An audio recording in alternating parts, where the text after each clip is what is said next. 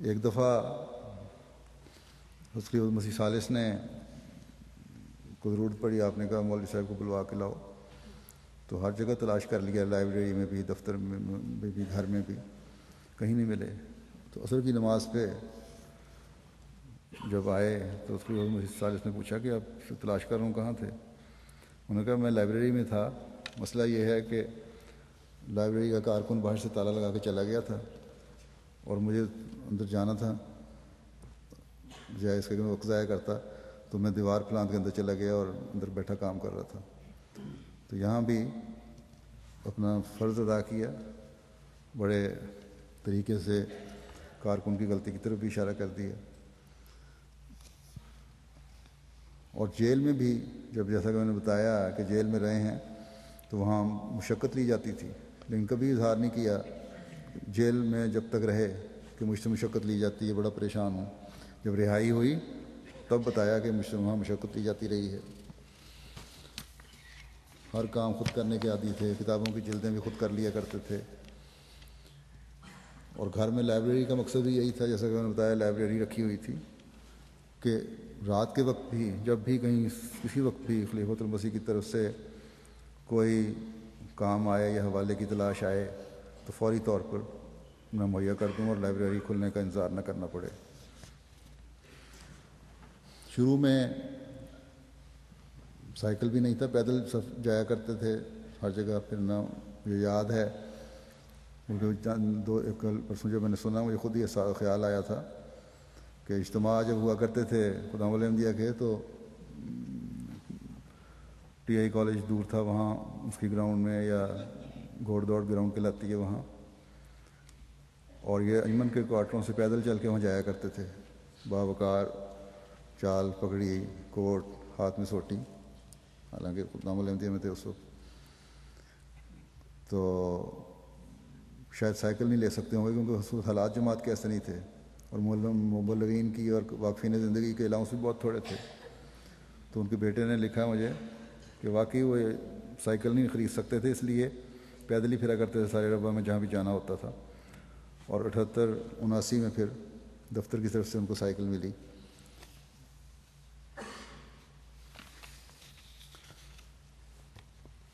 جب بھی خلفاء کی مجلس عرفان میں بیٹھتے تھے تو ہمیشہ گردن جھکا کے بیٹھا کرتے تھے، اور یہ فرمایا کرتے تھے کہ خلیفۃ المسیح اول کی بھی یہی عادت تھی کہ حضرت مسیح موعود علیہ الصلوۃ والسلام کے سامنے گردن جھکا کر بیٹھتے تھے۔ ایک دفعہ مولوی صاحب نے لکھا، ان کے بیٹے نے لکھا کہ حضرت مولوی صاحب بڑے خوش گھر میں آئے، ہم نے پوچھا کیا وجہ ہے؟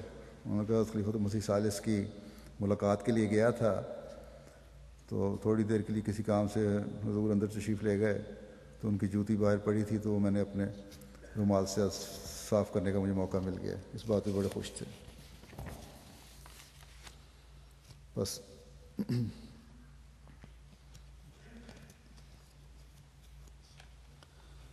کسی دوست نے بالکل صحیح لکھا ہے کہ جس کام کے لیے دنیا میں ادارے بنائے جاتے ہیں وہ اکیلے اس شخص نے کیا۔ 1982 سے پہلے آپ کے پاس کوئی مستقل مربی بھی نہیں تھا، اور اکیلے ہی آپ زیادہ تر تاریخ احمدی کا کام کیا کرتے تھے، حوالے نکالنے، تلاش کرنے، لکھنے، نوٹس بنانے، اور اللہ تعالیٰ کے فضل سے بڑا کامیاب طریقے سے ساری تاریخ لکھی۔ بلکہ بچے کہتے ہیں کہ ہمیں تو یہ بھی نہیں پتہ ہوتا تھا، لوگ تو دنیا داری کے لیے تو کرتے ہی ہیں بعض دفعہ، لیکن پھر بھی اپنا ویکینڈ استعمال کر لیتے ہیں چھٹی پہ بچوں کے ساتھ، کہ بچے کہتے ہیں کہ ہمارے مہینوں ہی پتہ نہیں لگتا تھا کہ کس وقت ہمارے والد گھر آئے اور کس وقت گھر سے چلے گئے۔ جب وہ آتے تھے، جب وہ چلے جاتے تھے تب بھی ہم سوئے ہوتے تھے صبح اٹھ کے، اور جب گھر واپس آتے تھے تب بھی ہم سوئے ہوتے تھے۔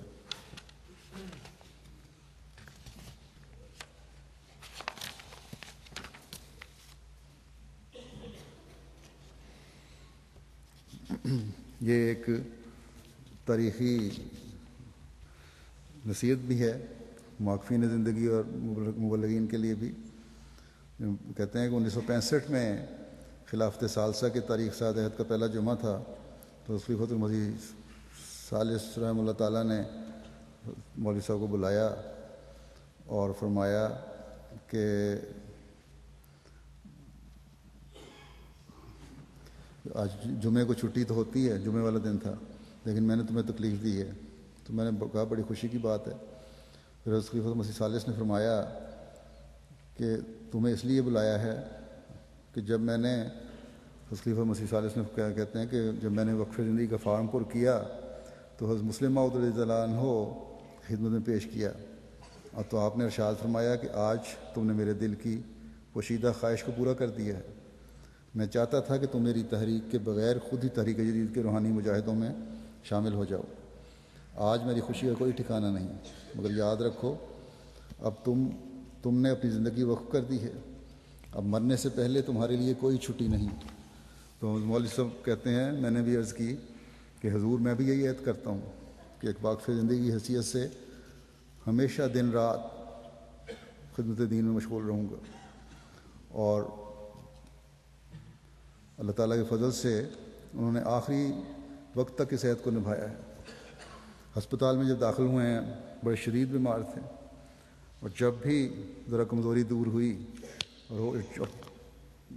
تو جب تک ان کو ہوش رہی ہے، آخری 2-4 دن تو بے ہوشی کی کیفیت ہی تھی، تو بے چین ہو کر کہا کرتے تھے کہ مجھے ہسپتال سے جلدی فارغ کرو، میں نے دفتر جانا ہے، کیونکہ مجھے خلیفۃ المسیح نے بعض کام سپرد کیے ہوئے ہیں جو میں نے فوری انجام دینے ہیں۔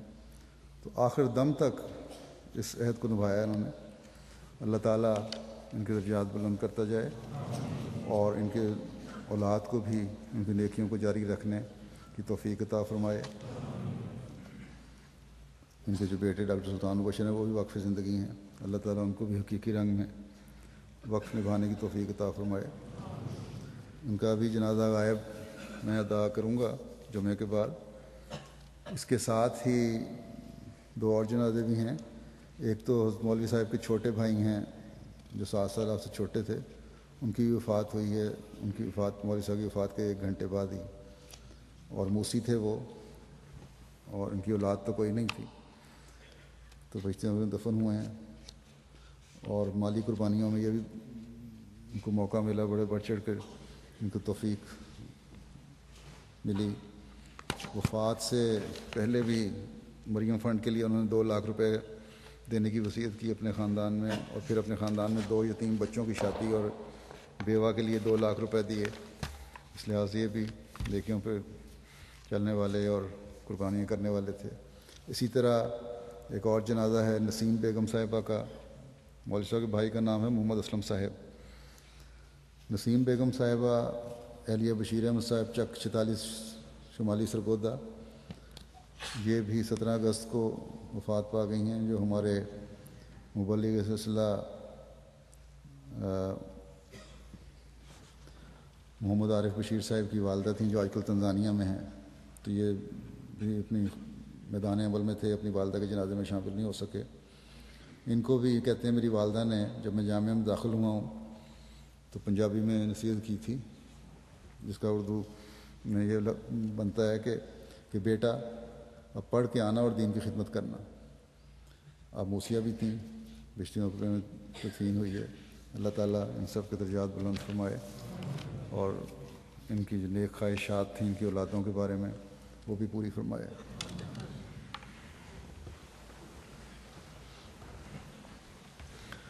الحمد للہ